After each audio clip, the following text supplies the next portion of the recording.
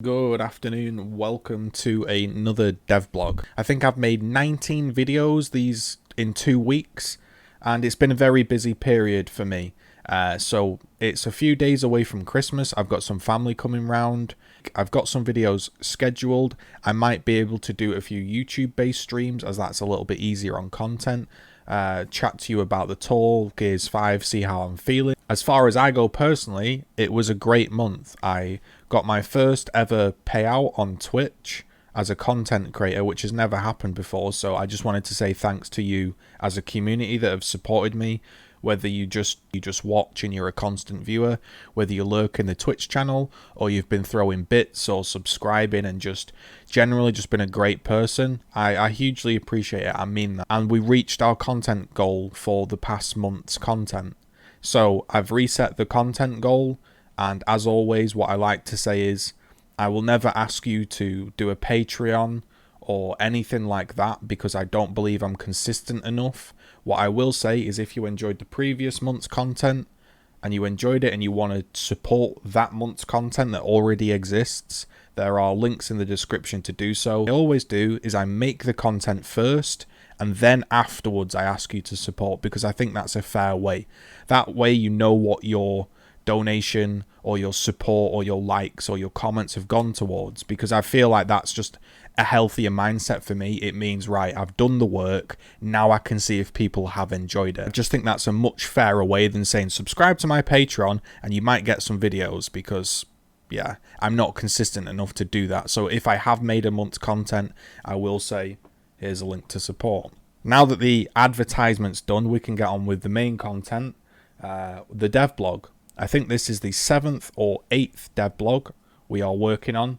And as always, before we go into it, I like to explain my thoughts and feelings just so you get an idea of what I'm looking for. In this particular one, I'm looking for some more escape stuff. There's been a whole tour of duty around multiplayer, and not too much has been said about escape. Not many new tile sets, if any. There's a few new hives, but nothing major. I'm looking to see if there's any PC crash fixes, because I still can't actually play the game because it constantly crashes. And I'm looking to just see a general improvement to the health of the game. There's no sign of an update so far. Yes, our team are aware and on it, and they're working on a fix. I believe last I saw it is a title update based fix to do it, so it will be fixed in a future TU. But apologies for that, but it is on our radar. It's something we're working on. Do you want to get the lobby started? So immediately, we've got a few things. The studio is going on holiday break, which makes complete sense. This also happens in Path of Exile. They make a 3-month league, and then because it's Christmas, the team take time off, obviously, which is completely fine. And as a result, they call it a skeleton crew. It's a very small team working on the game, which means updates kind of slow down. And also, a lot of these updates have to go in title updates, because you can't just patch it like a PC game. So as a result, we have to wait for a title update, which can come in it's a set time. It has to be certified. So what sort of happens with Gears, if you haven't noticed by now, is the updates come in a block, and then you wait, and then there's another block, and then you wait, and then there's another block, and you have to be certified. You don't just sign in every day and get updates. So it can be a bit slow going. And if you keep up to date with the game like I do, it can be a bit tedious, because you know what's going to happen. They're going to say the team's looking at it, and we're going to put it in a patch later on. As we updated what's up, and we didn't really have anyone ask about it, so apologies for not proactively communicating it. So the detour was planned to go in this week, but actually, because of the number of new hives and all that sort of stuff, we're actually doing it on a bi-weekly cadence. So the next one will actually be next week. We updated what's up to make sure we reflected that. And so that will be the detour, and then we'll have 1-2 weeks after that. The first thing is, I guess you would call it miscommunication. There was something put in the WhatsApp about escape that was incorrect, but nobody asked about it, and then it's happening a week later. I shouldn't have to be finding out about this on a dev blog that I'm taking my morning off to watch. This should be tweeted, this should be like updated, but it still feels like, even all this time later in December coming to January, it still feels like I have to sort of dig for the answer and find the answer rather than it just been coming straight at me. So yeah, I also agree with comments like this. Can we have an option to turn off the blood sprays and just stick with the classic Omen? Gears used to have an identity. Again, I don't have any problems with the implementation of the blood spray. I think it's a good change that makes the blood sprays useful, but it did used to have an identity and a core theme, and that has gone. That's something I get bashed for, is for sticking to my guns that said, why am I so critical of the game? I'm just looking for things to bash. It wasn't the case. The specific thing I spoke about was the Imago skin. The specific thing I spoke about was the Krampus skin, and all I said was it's a good skin. I think it's well designed. I think it's very good that TC attached it not to the Warden, which is the character it's based on, because if it was based on the Warden, you would have to unlock the Warden first to get the skin, and because it's the holiday period, they don't want people grinding for the Warden. They just want to give them the skin, so they attach the skin to the Scion. So I gave them really big props for doing that. That was really consumer friendly, and I was pleased they did that approach. However, I did make the point that maybe I won't be so happy that in a few months' time everybody will be running around with Christmas skins inside gears when it's not even Christmas, and it just takes away a little bit of the immersion for me. I think I'm trying to be very fair and balanced in my approach to the discussion. I don't try to just make a bigger issue than there actually is. I just try to be fair and honest. I'll praise them if I think they deserve praise. I think the skin and the Kantus, I think the skin and the Warden move was a good one. It was consumer friendly. There was very good rewards as well just for signing in over the Christmas period. However, yeah, I will voice my concerns over such things as identity if I think it fits, and I don't think that means I'm less of a fan, and I don't think it means I'm bashing the game. I think it just means I'm being honest and critical of the game to help it improve. I can sit here and fake that I'm happy with everything, but that's not what it's about. I'm trying to be fair and honest. And on that magnetism, on hipfire on keyboard and mouse, we've identified a bug that is causing that to basically not be there at all when you are using a mouse, and it should be there. And so that's why we've identified that on PC, the Gnasher feels off for people using that. We're still looking at the Gnasher all up because we've seen some reports from non-PC players, but we have continued down that path of investigation and identified that. So we are working on a fix for that as soon as possible, obviously. So there we have it, confirmed I wasn't missing shots. It actually doesn't register. I do play on a keyboard and mouse. Apparently there's some issue going on. I'm joking, but yeah, apparently there's some issue going on where keyboard and mouse isn't registering. And this is kind of, again, I bang on about the point because I just like to explain it. The issue with the patching process of Gears, and this just isn't Gears, this is most console games, is you are at mercy of the patching cycle and the certification of Xbox. So when you've got a bug like this and your gun isn't working, what do? Do I just sit here and just wait? The game crashes permanently, and now apparently the guns don't register, and it's kind of like listening to it isn't very inspiring, is it? It doesn't really make me want to jump online when I hear about the fact that the gun doesn't work, the maps are not really appearing in rotation very much, and there's some issues that just we have to sit and wait for patch. So we're looking at a lot of things around the Gnasher. Can you give? Can the waiting be up for lift? As there's a few posts online from others never seeing it as well. I will talk to the team after this and ask if there's a waiting issue, maybe potentially with certain playlists, or if it's maybe not in every playlist or something's been overlooked. So we'll check that out. I can't say we've heard of that. If you have any more information on it, can you send a tweet to @OctusTC updates. So the team is still working really hard on Phase 3 to deliver it as soon as possible. We know obviously this has a bigger impact on people in South Africa, Brazil, and even in certain other regions, Australia, etc., Asia. There's a lot of nuance to it, and the team are working as hard as possible to get it out as quickly as we can. And all I can say is we appreciate your patience as we get it right. We're doing a lot of work on matchmaking in general, and all of that is working towards phase 3. So.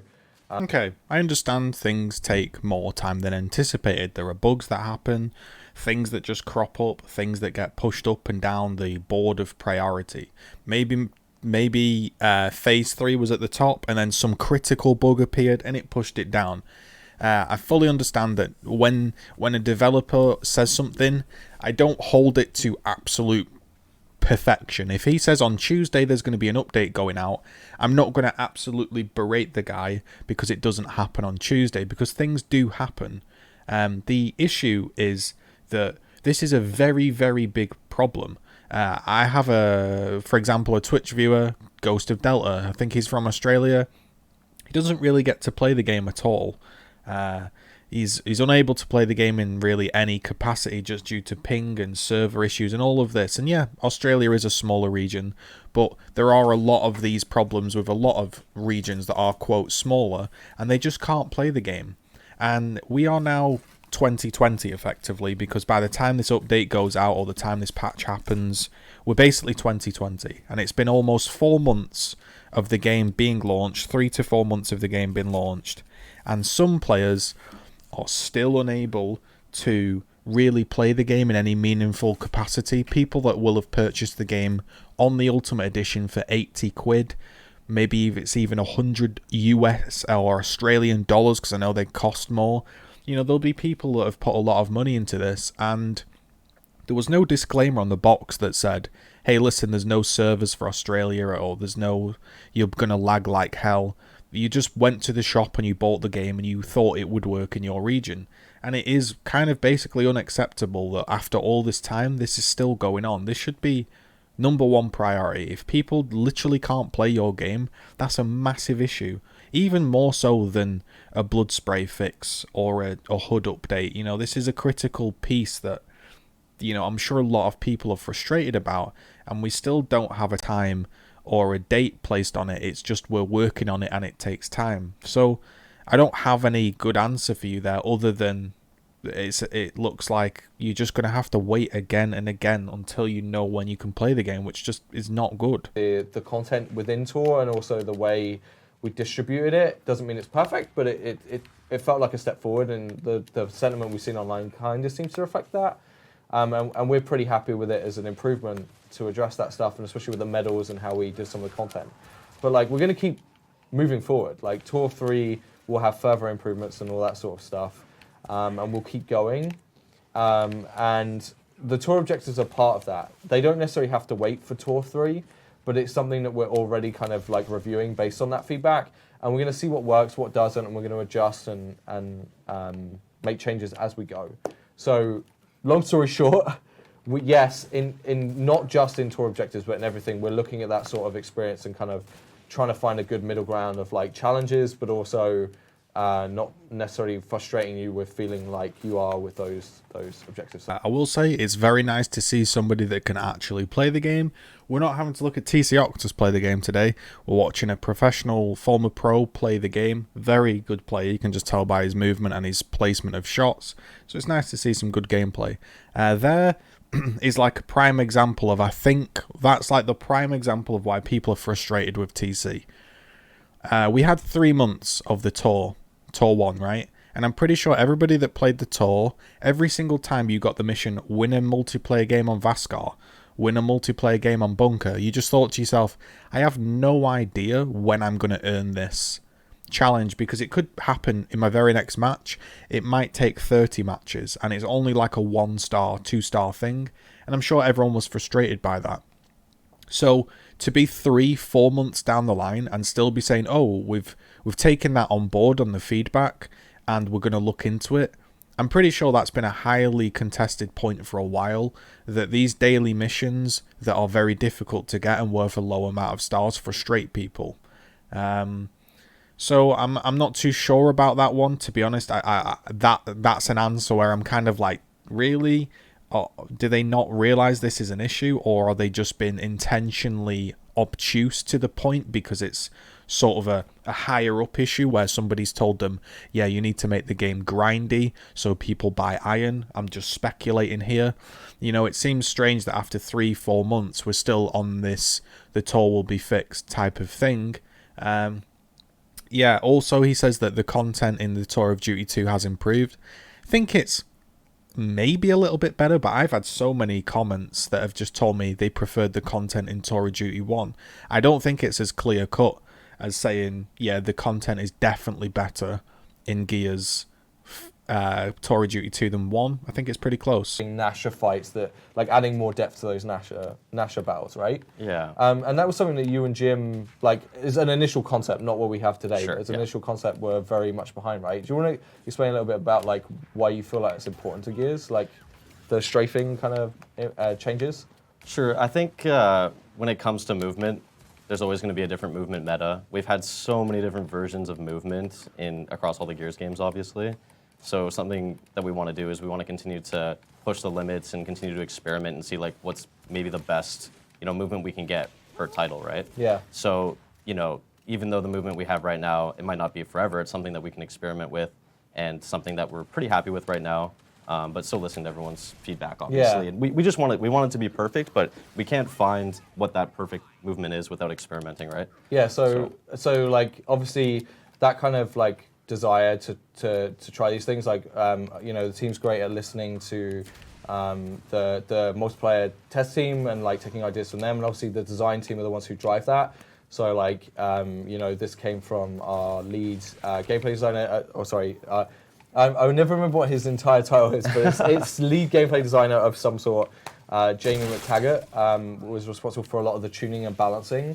And so then it comes to the playtest team and we all play it and give feedback on it. But sometimes, like obviously design drives a lot of ideas. Sometimes community feedback is the driver of an idea, and then design kind of drives forward with that idea. And then sometimes it comes from the team, and something we've been kind of bubbling on, I think, as a.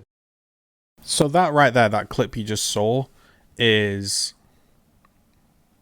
a prime example of why all this is irrelevant, sadly. I do believe the movement is better. I do believe the ability to strafe side to side is important, and the ability to have outplay potential is very important. However, we're never going to get that in Gears 5, regardless of how good you make the movement. If you put the strafe speed even higher and less delays in the game, we're not going to get that old style or clean style gameplay with Gears 5 because of the gib range, because of the up A speed. What's happening is you're trying to strafe left to right and somebody up A's, and when you up A, so you push cover, you get a speed boost. So while someone's strafing left to right, that person can close the gap really quickly. And then, because he can close the gap really quickly, and the gib range is big, meaning the distance to blow somebody up is large, what ends up happening is the strafing, the movement is all irrelevant because the player is just desperate to get in the one-shot range, and they sprint in and they one-shot them, just like in this clip we just seen. He tried to peek around, he had a shot, and because he then stepped into that pixel gib range, he got instantly blown up from quite a large distance and there was no fight. Somebody explained it very well, and since I've been thinking about it, it's very true. What this game has become, sadly, and it seems wild to say it, but I will say it, is this game, the Gnasher is a budget-esque sword-off. And you'll go, what are you on about? But think about it. There's not really any damage from distance. If you land 4 shots from distance, and then somebody pushes you close, if you shoot them again, they're not going to go down. They're just going to go into gib range and blow you up. So you can't really pepper people down from distance. So all that ends up happening is it's just a steam train of who can get in the one-shot range, and it's just thud, one-shot, and you can chain one-shots sometimes. Sometimes you might dodge a bullet, or you might move in a certain way that it makes him miss half his reticule and it doesn't one-shot you, but the reality is most of the kills in the game are just one-shot shotgun kills, and it's created this what probably feels quite rewarding to a new player, like, hey, I wandered up into the shotgun range and I got a kill, hooray! But the nuance and the pattern of play has completely dissipated. And for me, it's a very budget-esque sword-off gameplay, and I think that's what hit the nail on the head for me, was I'm feeling like, yeah, it's okay, it has its moments, but a lot of the time I do feel like I'm fighting sword-offs, and I'm like, that's not really what I want. So we can have all the discussions and all of this, but it's difficult when there's a couple key issues that they're not addressing. What your favourite map is? Mine's Pit, for sure. I love Pit. Is it the slides, or is it the weapons, or like what do you like on the map?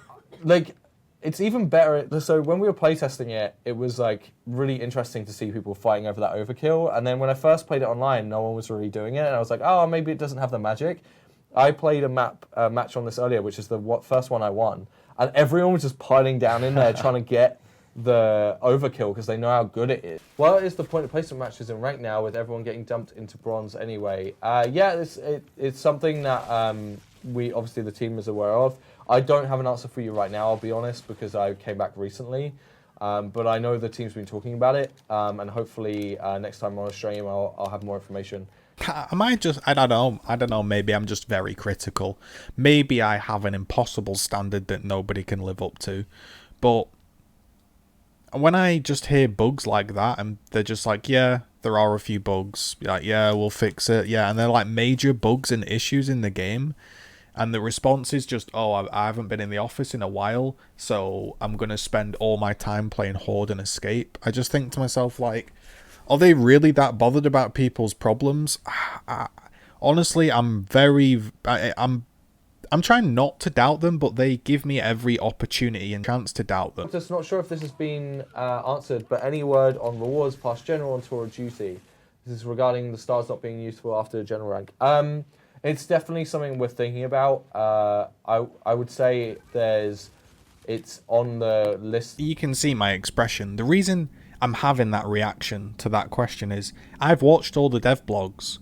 I've watched all of the content, and I know this question gets asked every single dev blog, every single time. Somebody asks the question, when I've completed the tour, what do my stars go towards? If I've completed the tour, what's the point of me doing a challenge to get 3 stars if the stars don't go towards anything?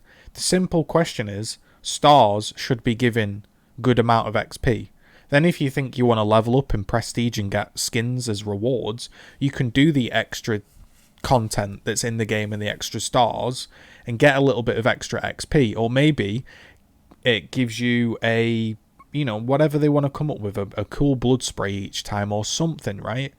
But having the stars give nothing after you've completed the tour makes the challenges completely irrelevant, unless you just want to get the star for some reason other than just getting it, you know, for personal satisfaction. So this question gets asked a lot, and it gets answered with the same thing. Oh, we're looking into it. But are they really looking into it? Because if I've watched 7 dev blogs, each 2 hours long. If I've watched 14 hours of dev blogs, and in every time it gets answered, and we're now 3-4 months down the line and it's still not been altered, are they really taking it on board? That's what you've got to ask yourself. You have to be a bit critical. Are they actually taking it on board?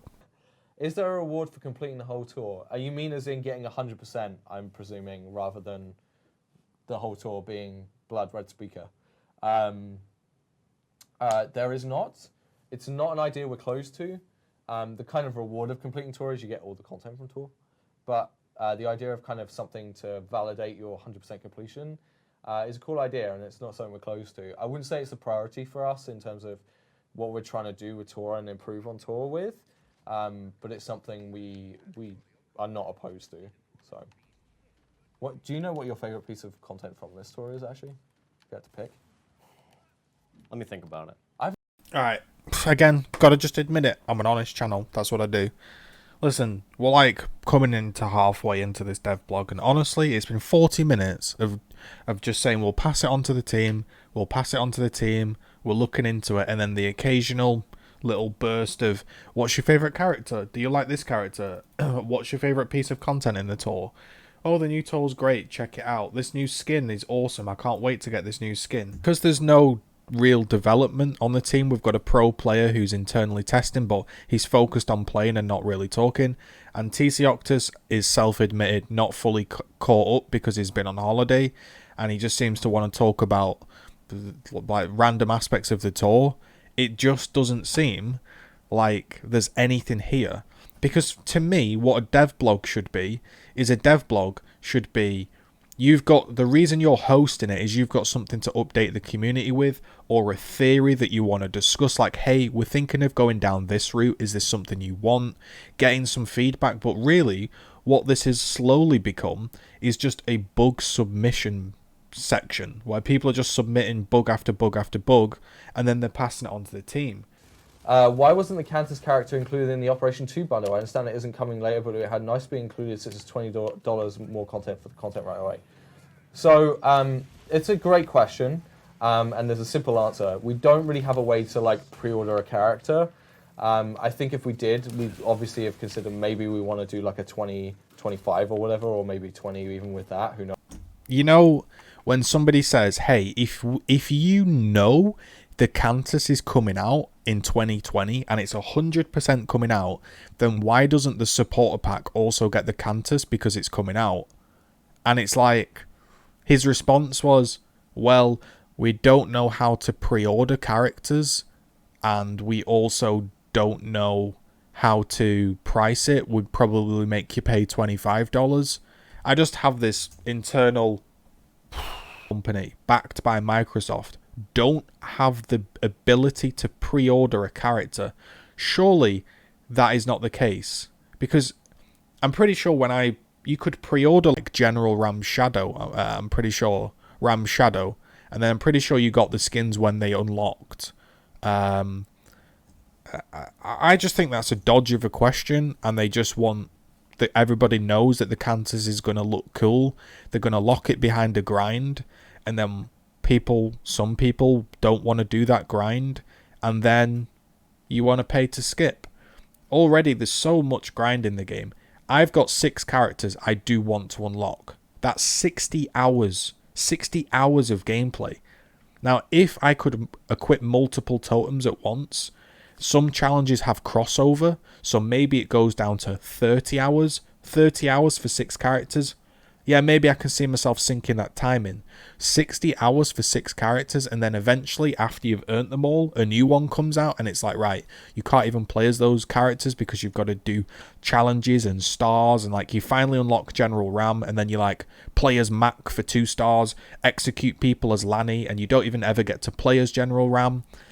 Or I just feel like the grind in this game is getting pretty obscene, and honestly, I'm struggling to find any meaningful content in this video. So if this is the end of the video, I want to thank you for watching. I can't do anything about it. If there's no interesting questions, I'm not going to put them in. I'm going to watch the remainder of the video. If there's nothing really there that jumps out at me that's going to really change the game and something you need to hear about, I won't include it. So if this video ends now, there was nothing. If it carries on, there was something. If there was nothing, thank you for watching. If you enjoyed the content, smash a like on the video. If you want to go a step further and support what I do, you can check me out on Twitch TV, where I'll be playing Path of Exile, the new league.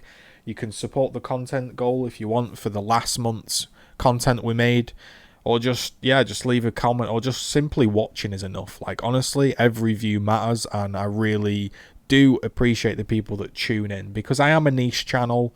I'm not the most exciting channel, so everyone that tunes in, respect.